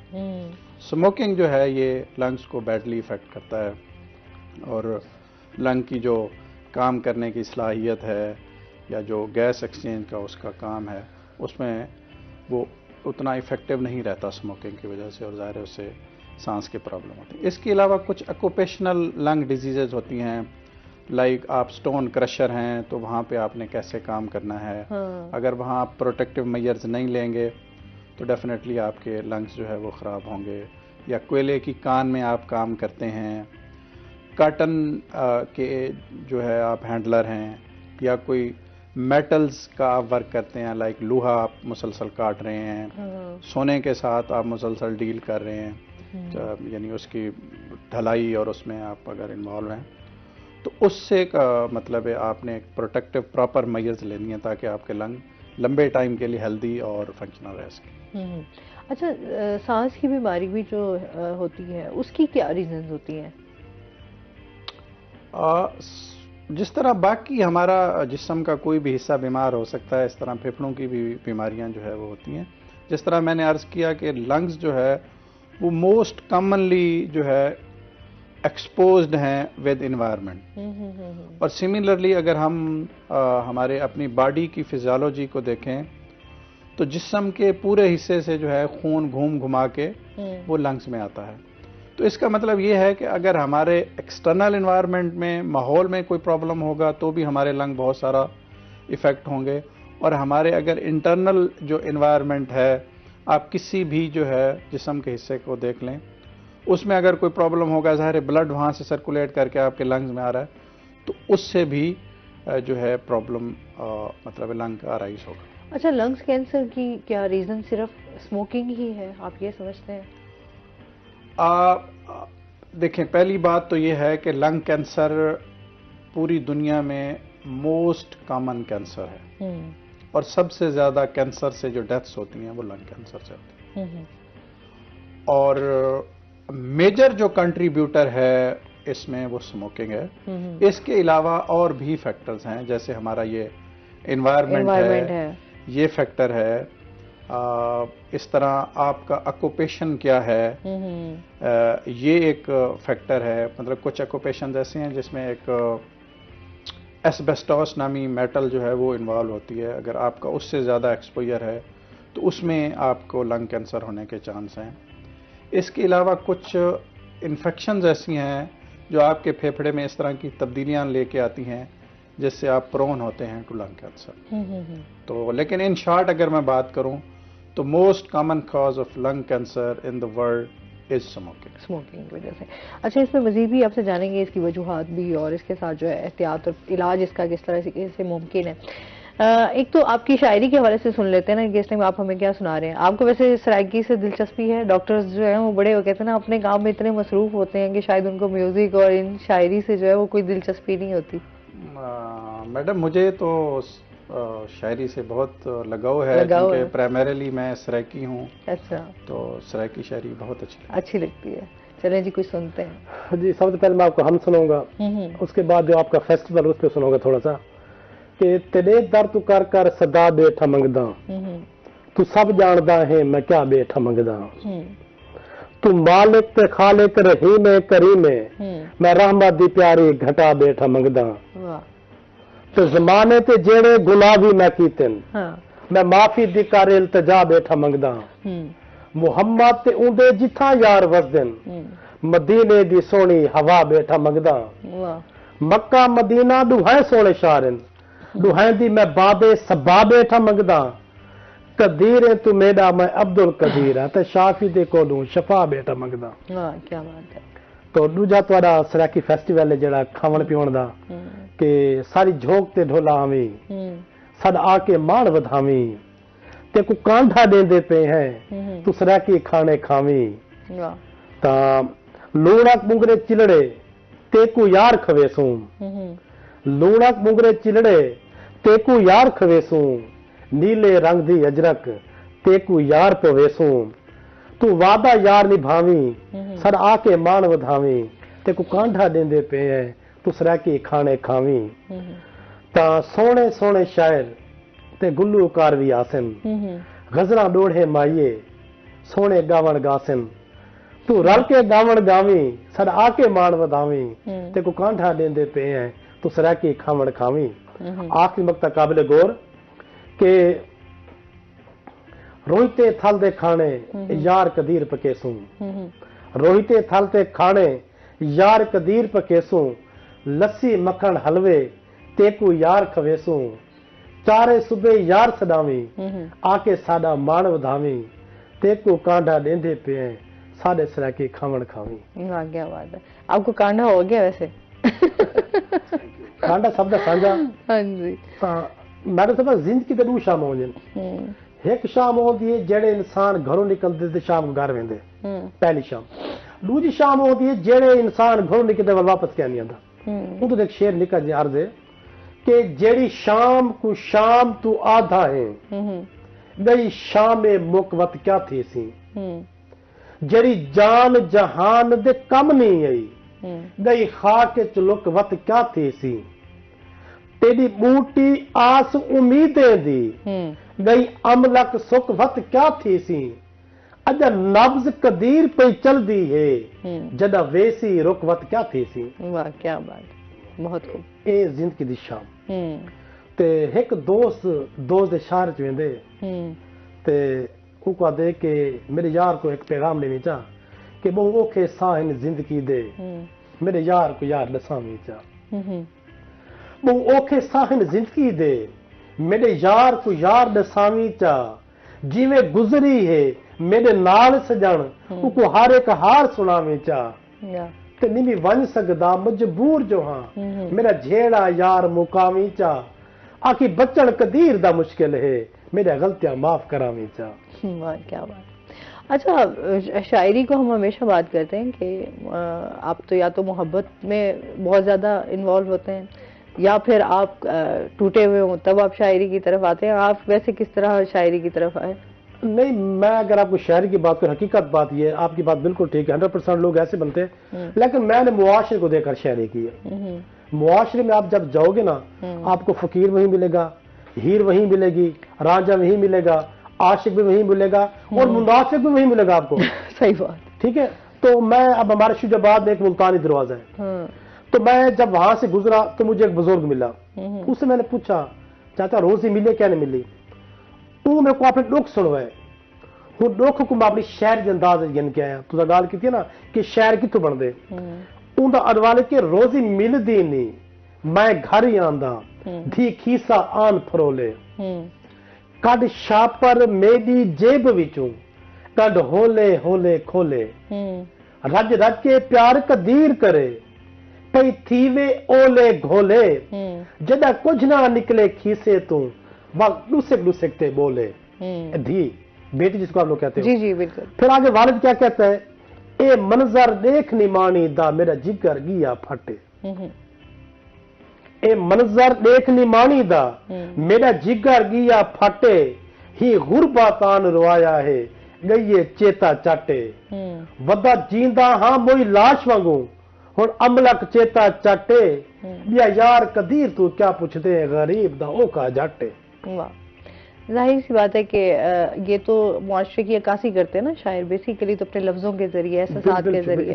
वैसे तो अब हर बंदा इस टाइम इतना सेंसिटिव हुआ है तमाम चीजों को देखते हुए कि वो हर चीज को बड़ी बारीकी से जो है वो महसूस कर रहा होता है। कुछ लोग एक्सप्लेन कर सकते हैं, कुछ लोग नहीं करते, तो शायर जो है वो अपनी बहुत सारी चीजों में जो है वो लोगों के जज्बात की, एहसासात की जो है वो उसको अक्कासी कर रहा होता है। बिल्कुल ऐसे ही है। अच्छा, इसके साथ साथ जो है आपके उस्ताद कौन थे?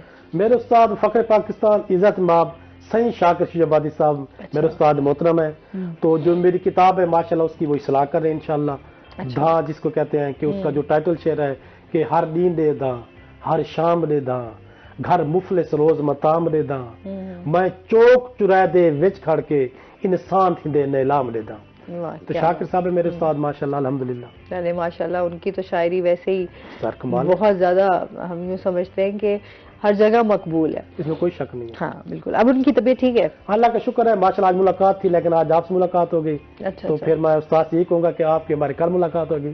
सही है, हाँ। रहना चाहिए, अल्लाह ताला उनको सेहत दे। आमीन। सर, जिस तरह हम फेफड़ों के कैंसर की बात कर रहे हैं, एक तो उस पर आ गया कि अपने किस तरह से अपना ख्याल रखना है या उससे कि क्या क्या रीजंस आ जाती हैं कि किस तरीके से आपको फेफड़ों का कैंसर हो सकता है।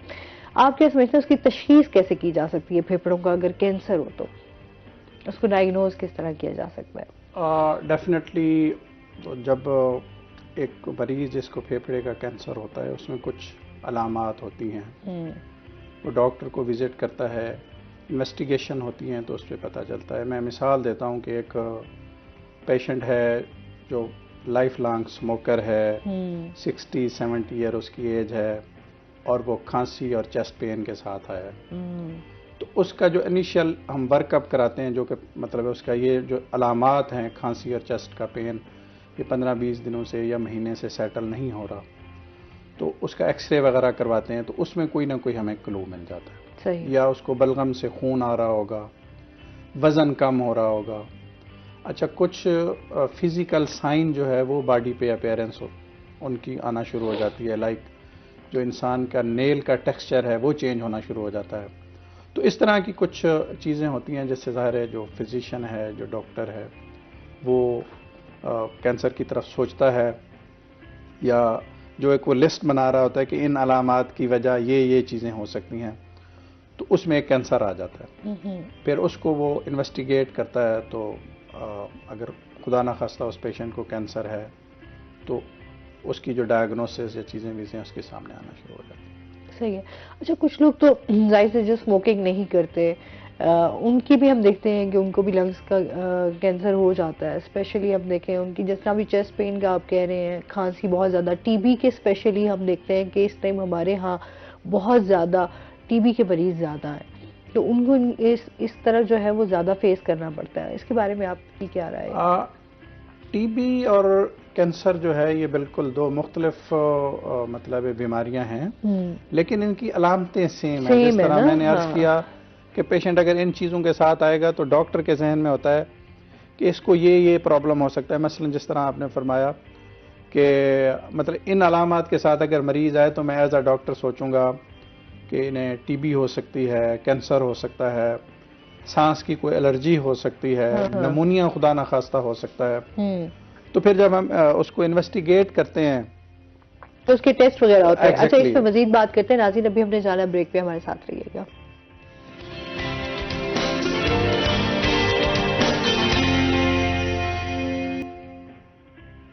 वेलकम बैक नाज़रीन। हम बात कर रहे थे कि किस तरह से जो है तशखीस की जा सकती है और उसकी अलामात जो है वो क्या हो सकती हैं फेफड़ों के कैंसर की। अच्छा, टेस्ट वगैरह भी कुछ होते हैं जिसकी वजह से?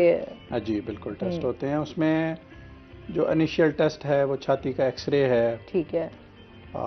उस पर अगर फिर हमें डाउट होता है तो हम सीटी स्कैन उसका कराते हैं। उसमें मतलब मुख्तलिफ़ किस्म की फाइंडिंग्स हो सकती हैं, फिर उसके अकॉर्डिंगली हम करते हैं। लाइक कोई मैस लियन है तो उसकी बायोप्सी वगैरह ली जा सकती है। सही। सम टाइम हमें फेफड़े में कैमरा डाल के अंदर देखना पड़ता है, जिसे ब्रोंकोस्कोपी कहते हैं। उसमें भी अगर कोई प्रॉब्लम हो तो फिर वहाँ से सैंपल लेके उसको लेबॉर्ट्री में चेक कराते हैं। कुछ लोग जो है वो मतलब उनका फैला हुआ कैंसर होता है, लेकिन लंग कैंसर है, उसकी वजह से फेफड़े में पानी पड़ गया है, तो पानी को निकाल के उसका टेस्ट कर ले देते हैं। या कहीं जिस्म पे कोई और गिल्टी वाजे हो जाती है, उस गिल्टी में से सैंपल लेके उसको भेज देते हैं। दैट्स हाउ आप इसको डायग्नोज करते हैं। ठीक हो गया। अच्छा, जाहिर सी बात है कि कैंसर का तो वैसे ही नाम सुनते जाए ना तो लोगों के अंदर एक डर और खौफ हो जाता है। अच्छा, कुछ लोग जो हैं, जिस तरह अभी हम टीबी की अलामात भी सेम ही होती है ना, जिस तरह आपके थूक में से जो है वो खून आना शुरू हो जाए, बलगम में से, तो लोग उससे भी ज़रा परेशान हो जाते हैं, तो बजाय डॉक्टर के पास जाने के उस चीज़ को, जो बीमारी को छुपाते रहते हैं। इस हवाले से आप क्या कहेंगे? लोगों को कहता है बस हम टेस्ट ना करवाएं, अगर कुछ करवाएंगे ना कुछ ऐसा निकल आएगा जिसकी वजह से जो है बस रहने ही दें। अच्छा, वो फिर वो उस स्टेज पे आते हैं डॉक्टर के पास जब बिल्कुल ही काम बिगड़ चुका होता है। आप बिल्कुल मैडम सही फरमा रही हैं। उसमें मतलब मैं इसको इस तरह एक्सप्लेन करता हूँ कि कबूतर जो है वो बिल्ली को देख के आंखें बंद करता है, उससे बिल्ली तो नहीं जाती। तो डेफिनेटली अगर आप डिनायल स्टेट में जाते हैं या आप किसी चीज़ से डर रहे होते हैं या तशखीस में डिले कर रहे होते हैं, डेफिनेटली उससे कॉम्प्लिकेशन चीज़ें बढ़ती हैं। अगर मैं मतलब है जिस तरह हमारा टॉपिक लंग कैंसर है, अगर आप इसको लंग कैंसर को अर्ली डायग्नोज करते हैं और वो एक ऐसी स्टेज पे है जिसमें आप ट्यूमर को सर्जिकली रिमूव कर सकते हैं, उसके सर्टन क्राइटेरियाज हैं, तो दिस इज 100% क्योरेबल डिजीज। ठीक है, जब आप उसको डिले करते हैं, उसकी स्टेज जो है वो एडवांस होती है, तो फिर डेफिनेटली वो क्योरेबल नहीं रहता, वो फिर मैनेजेबल होता है कि आप उसको मैनेज करते हैं वाया कीमोथेरापी, रेडियोथेरापी या कोई पैलिएटिव केयर और इस तरह से। सही। तो message of the day is कि अगर आपको लंग से रिलेटेड कोई भी सिम्टम्स आ रही हैं, आपको अर्ली जो है अपने डॉक्टर को रिपोर्ट करना चाहिए। बिल्कुल ऐसे ही है। अगर मैं आज की बात करी थी, हम थोड़ा सा बीमार होते हैं ना, तो हमें आइडिया हो जाएगा यार सेहत बहुत बड़ी नेमत है, मतलब सेहत के बगैर जो है वो आप चल नहीं सकते, इसलिए बड़ा ज़रूरी होता है कि आप थोड़ा सा बीमार हो लेकिन आपको डॉक्टर से लाजमी अपने कंसल्ट करना चाहिए। अच्छा जी, इसके साथ ही आपके जो साथ शायरी, आप मैं बात करूंगी कि आप घर में भी शायरी सुनाते रहते हैं या बस दोस्तों की हद तक या मुशायरों की हद तक? नहीं, सबसे बड़ी जो मेरे उस्ताद है वो मेरी बेगम है। अच्छा। हाँ, तो एक मैं मिसाल लिख रहा था, तो मेरे ख्याल में नमाज पे था ना, जो फिर बारे चलती है, मेरा मुशायरा था तकरीबन मुजफ्फरगढ़ में, तो मैं मिसाल लिख रहा था कि और में यार नमाज पढ़ो, बेड़े थी सन पार नमाज पढ़ो, अजान दी कोहे करने विच सडे रब गफार नमाज पढ़ो, हाथ छोड़ पढ़ो या बांध के पढ़ो, मेरा चंद दिलदार नमाज पढ़ो। तो आगे मुझे मिसरा नहीं आ रहा था, तो मेरी बेगम ने बड़ी खूबसूरत बात की कि हाथ छोड़ पर मेरा चंद दिलदार नमाज पढ़ो, वो मस्जिद यार कदीर गोल जित होवे प्यार नमाज पढ़ो। वाह वाह, क्या बात। ये मिसरा मेरी बेगम ने मुझे दिया था। अच्छा, उनको भी लगाव है? उनको ये लगाव है कि आप अच्छी शायरी करो, मियारी शायरी करो, ना तो ना करो। अच्छा। हाँ, अब जो मेरी जो ड्रेसिंग होती है ये सारा वो खुद मेंटेन करती है, खुद देती है। चलें, ये अच्छी बात है। वो कहते हैं ना लाइफ पार्टनर का बड़ा एक अहम रोल होता है। हाँ, मेरे उस्ताद हो गए डॉक्टर इब्राहिम साहब, डॉक्टर फौज, ये मुझे बड़ा अप्रिशिएट करते हैं। तो डॉक्टर इब्राहिम साहब मुझे डांटते भी हैं, बात बैठ के ना 3-3 बजे मैं शायरी करता हूँ रात को बैठकर, ड्यूटी होती है, तो वो कहते हैं अपनी सेहत का ख्याल कर यार, तूने आगे बहुत आगे जाना है। तो जो मेरी उस्ताद होगी डॉक्टर फौज है, वो डॉक्टर से लड़ पड़ती है, तो इसको क्यों डांटते, करने दे, कहते मुझे इसकी सेहत का ख्याल है। तो मैं ड्यूटी करता हूँ, सारा मैं शायरी करता हूँ बैठ के। अच्छा। अल्लाह का बहुत बड़ा करम है, कलम उठा तो अल्लाह दे देता है। तो यानी कि मेरे को माफ से करते रहे शार आए हैं, आप मुल्तान के आपके शहर में बैठे हैं कि मेरे को माफ से करते रहे शार आए हैं, रसा रात था झट कल टुर वेसा, कुछ मतलब जिंदगी धोखा देवे चा, कुछ लागिन बट कहते हैं बातचीत, कुछ लागिन बट कल टुर वेसा, नहीं मंगदा खेस सिराना में एक डेचा खट कल टुर वेसा, मेरे को जींजे मोया समझ कदीर दे कफन तू सट कल टुर वेसा। वाह, क्या बात। और क्या सुना रहे हैं? आपकी जो बुक्स हैं कुछ उससे रिलेटेड भी हैं? उसके रिलेटेड जो मेरा यानी कि एक लफ्ज है मट्टी, आपने हर किसी मट्टी में जाना है, इसमें मैंने एक अपनी पूरी नज़म लिखी है कि औड सावा ए मट्टी मट्टी है क्या, ही मट्टी दे विच असां रावणे सदा, मट्टी मट्टी थी सू ही मट्टी दे विच, ही मट्टी दे विच ए जी अदा, तेरे खावण ते पीवण दी हर एक शय ही मट्टी विचू अल्लाह दिती होगा, लाभ मखमल मगरूर थी टुरिया वधाए, आसी मट्टी होते आसी होन तू रसा, आखिर मौत को मौत आवनी है, सभी थी सिन जमीन ओसमान फना, ये दुनिया ते दू ना रासिन सदा, एक नाम है खुदा बिया नाम है मुस्तफा। वाह, क्या बात है। बहुत तो दूसरा जो मैंने एक लिखा था यानी कि वालिद साहब के जाने के बाद, कि जब वालिद साहब चले जाते हैं ना तो फिर इंसान की जिंदगी खत्म हो जाती है।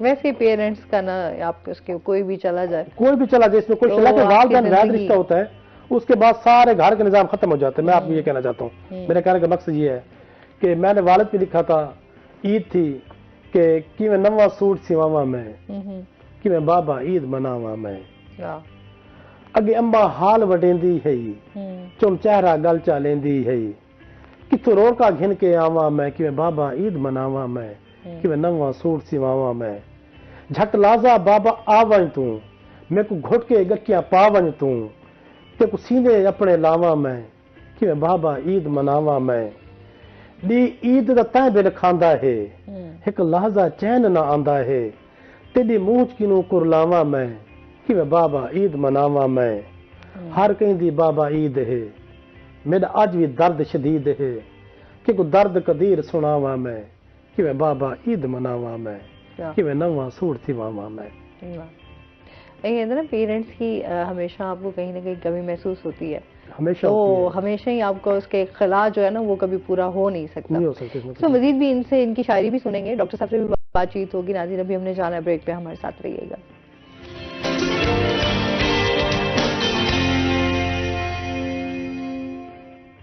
वेलकम बैक नाज़रीन। सर, जो फेफड़ों के जिनको कैंसर होता है उन लोगों को क्या एहतियात करनी चाहिए, और उससे रिलेटेड जो है जिनको कोई अगर इस तरह की सांस की बीमारी भी है या एलर्जी भी है तो उन लोगों को अपना ख्याल किस तरह करना चाहिए? Thank you madam. बेसिकली आपके दो क्वेश्चन हैं। एक तो ये है कि जिसको लंग कैंसर है उसे क्या एहतियात करनी चाहिए। लंग कैंसर कोई कम्युनिकेबल डिजीज़ नहीं है, यानी ये वो बीमारी नहीं है कि अगर किसी को लंग कैंसर है तो उसके साथ बंदा बैठा है उसको हो जाएगा। और इसमें कोई, जब आपको एक दफ़ा खुदा ना खास्ता लंग कैंसर हो जाता है तो इसमें कोई स्पेसिफिक एहतियात की भी ज़रूरत नहीं है। जिस तरह आप नॉर्मल ज़िंदगी में अदरवाइज़ एहतियात करते हैं आप वो करें। आपको लंग कैंसर के अलावा कोई इश्यूज़ हैं, लाइक आपको हार्ट का प्रॉब्लम है, शुगर है, ब्लड प्रेशर है, आप उसको मुनासिब कंट्रोल करें, अपनी डाइट का ख्याल रखें।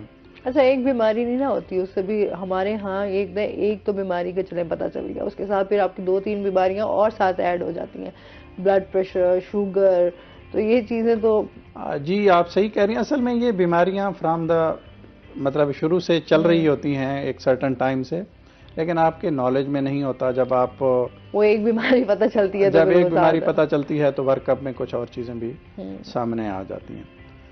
और जो इम्पोर्टेंट चीज़ है शायद वो एहतियात तो नहीं है, वो यही है कि अगर आपको सिम्टम्स हैं, ख़ास तौर पे अगर आपकी एज 40 से ऊपर है, आप स्मोकर हैं और आपको फेफड़ों के रिलेटेड सिम्टम्स आए, तो आप इसको डिले ना करें, आप एक मुनासिब डॉक्टर को कंसल्ट करें सो दैट जो भी प्रॉब्लम है वो मतलब सामने आ सके। और उससे ज़्यादा इम्पॉर्टेंट ये है कि आपकी जो भी एज है, आप पहले स्मोकिंग कर रहे हैं तो खुदा के लिए उसको छोड़ दें। सही। और अगर आप स्मोकिंग नहीं करते तो प्लीज़ इसे कंटिन्यू ना करें। ये एक ऐसी बीमारी है जिसमें जब आप फंसते हैं तो फिर फंसते चले जाते हैं, और उससे फिर मतलब है मैं दुनिया जहान की कोई एक बीमारी भी ऐसी नहीं जानता जिसमें स्मोकिंग जो है वो रोल प्ले ना करती हो। सही। अच्छा, ये जो लोग हम ड्रग्स देख रहे हैं आजकल, लोगों ने जो हमारे स्पेशली यूथ की हम बात करें, वेप्स आ गए हैं, डिफरेंट इलेक्ट्रॉनिक आ गई चीज़ें हैं, कुछ शीशा बना रहे हैं घरों में, बहुत ज़्यादा तादाद में हम ये चीज़ें देख रहे हैं, उसकी वजह से कितना नुकसान हो रहा है?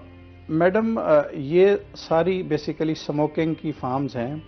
अगर मैं इसको समराइज़ करूं तो ये सारी जो स्मोकिंग की फॉर्म्स हैं ये सिगरेट स्मोकिंग से कहीं बदतरीन है। नो, एक तो कहते हैं अच्छा जी हम तो कोई सिगरेट नहीं पीते, जस्ट ये क्या सब वेप पी लिया है या हमने शीशा पी लिया, इससे क्या हो जाएगा, फ्लेवर्ड है, फ्ला है, मतलब लोगों ने अपने एक आप सही डिफरेंट। कह रही हैं, आप सही कह रही हैं। लेकिन इसके जो बैड इफ़ेक्ट्स ऑन हेल्थ हैं वो सिगरेट से भी ज़्यादा हैं। उसकी मल्टीपल रीजंस हैं।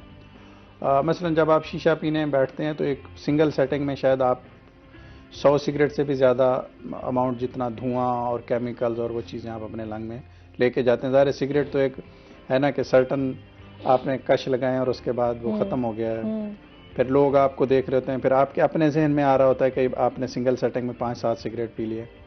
लेकिन शीशा या जो इस तरह की चीज़ें हैं उसमें चूँकि आप अमाउंट क्वान्टिफाई नहीं कर सकते तो आप बैठे हैं, आप पिए जा रहे हैं। ये बेसिकली जो है फैक्ट्स को, हक़ाइक़ को छुपाने की एक एफर्ट होती है कि आप अपनी सेहत को भी बर्बाद करते रहें और सोसाइटी को भी आप बता सकेंगे जी आपने फलाना रास्ता आप चुन लिया है, फलाना रास्ता।